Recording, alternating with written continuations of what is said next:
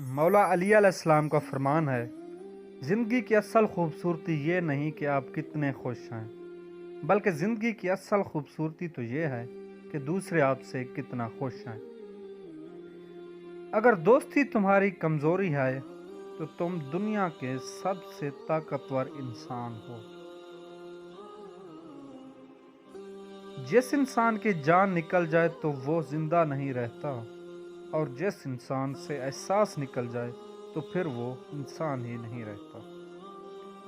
خاموشی ایک عظیم نعمت ہے، خاص طور پر اس وقت جب اختلافات زیادہ ہوں، آواز بلند ہوں، علم کی کمی ہو اور دلیل کی کوئی اوقات نہ ہو۔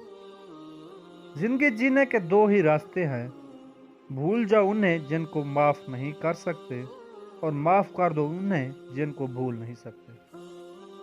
مشکلات ہمیشہ بہترین لوگوں کے حصے میں آتی ہیں، کیونکہ وہ اس کو بہتر طریقے سے انجام دینے کی صلاحیت رکھتے ہیں۔